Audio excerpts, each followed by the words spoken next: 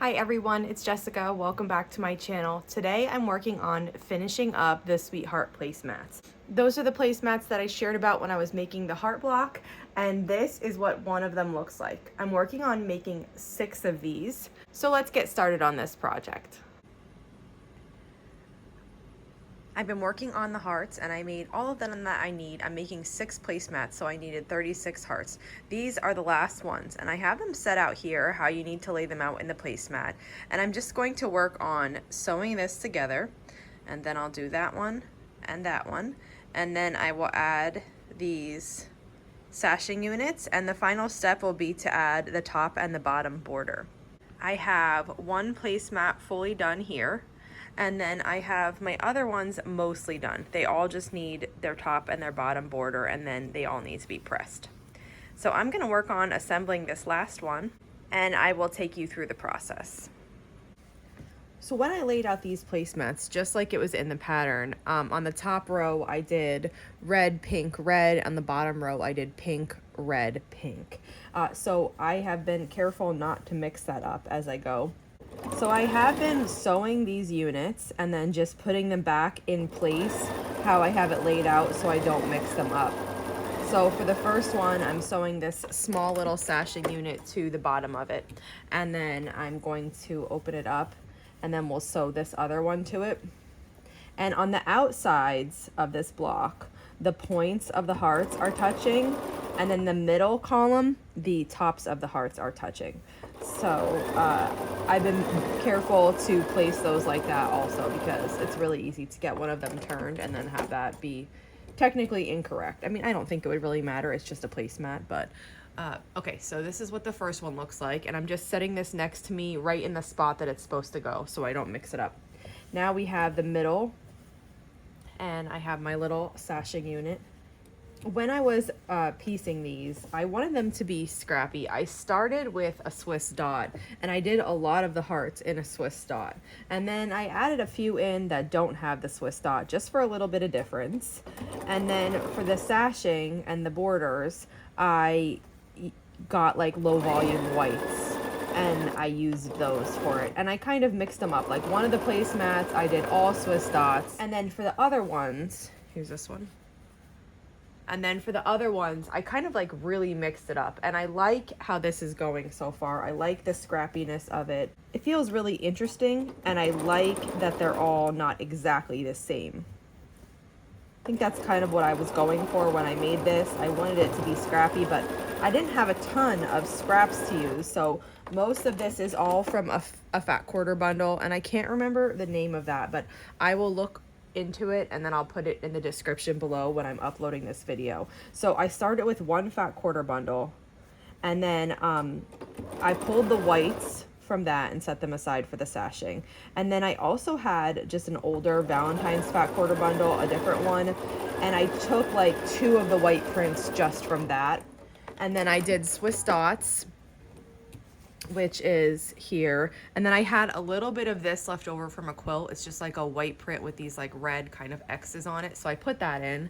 And then I think I added maybe 2 more low volumes to what I was cutting with. So all the hearts, the red and the pink, are made from that one fat quarter bundle, and I still have some of that left over. And then the whites, I just tried to do the mix that I could do. Like I said, I don't really have Valentine scraps, so I used fat quarters and kind of just cut it and pieced it so it looked scrappy. Now I'm going to just add the vertical sashing here.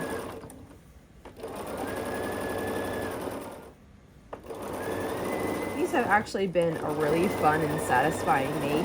I haven't made a ton of placemats. I haven't made a ton of table runners. I just usually specifically focus on quilts. And then in December, when we started doing like those little projects like the placemats and just the smaller things, I was like, oh, this is actually, you know, really fun. And I do have quite a bit of quilts, so I think that I can focus some time on some smaller things. And I do decorate my house for a few things. I decorate, really, I go all out at Christmas. We have a lot of Christmas decorations. I also do a lot of decorating for the fall. But then otherwise, I don't I don't have too many decorations for the other holidays or seasons. I have quilts, but I don't actually have a ton of other decorations. So I've been thinking that I wanted to, for certain holidays, decorate my dining room and only my dining room. So I thought, like, over this year, if I'm into it, if I still feel into it, maybe I'll be making some smaller things for my dining room. And you know, if at some point during the year I'm like, oh, I don't feel like doing small things anymore, I want to go back to a quilt, then I will. It's not, no pressure. If I'm feeling joy from making these small things for the dining room, then I'll continue doing that. So now I have this center together. We need to add pieces vertically on the outside here and then on the top and the bottom. So I'll do the outsides first. And for this one, what I chose to do was the same sashing units here, they're both the same print, and then the same sashing units here on the outside. And then I kind of did that same thing here. I used the same here and then a different one here. It's the exact same as adding this sashing, it's just on the outside edges. Technically, you know, this would fall under border, not sashing, but it's put on exactly the same way. And then for my top and my bottom, I have these long strips. And I'll just put those on now. Okay, now this just needs to be pressed, so let's go do that. Here's how I tackle this when I haven't pressed anything at all. I flip to the back and I find one heart to start on. We're gonna start on this one, and I'm gonna leave this top border closed and just let that be closed. Then I'm gonna look at the way that I pushed the seams as I was sewing and just press this from the back.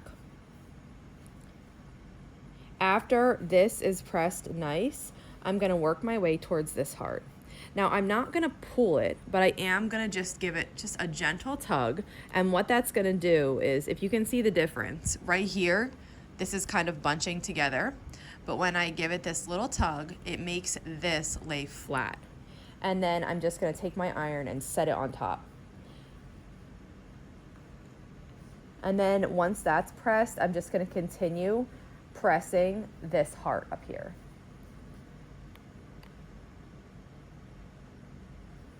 And I'm gonna slowly make my way toward this sashing unit, and I'm pressing this side. And then I'm just going to repeat this. I'm gonna go to this middle heart here and just set my iron on it. This is just a dry iron. I'm not using any steam right now. And then we're going to do this one. Now I can see I accidentally flipped this seam in two different directions here. If I was really concerned about it, you could just unpick right here and flip it back. I'm not going to do that. I'm just gonna press it this way with my fingers, and you'll see in 1 second what it looks like. So I'm just gonna let it do that for now. It's fine. It's just a placemat. It's not that big of a deal. And then I just continue this, and I just continue moving down. So now I'm going to be working on the final set of hearts, the sashing unit here in between them. Okay, and that's what it looks like so far. If anything needs to be touched up, I can touch it up from the front also. Now I'm just going to press this outside border here on the edge, and then I'm gonna flip it around and do the same thing on this side. And once I have that done, I'm ready to go to the front. And I'm just going to press this long seam here. And then I'm going to just open this up and press it into place. I kind of move it with my hands to get it where it should be, and then just set the iron on top of it. So that looks good, and we're gonna do the same thing on this side.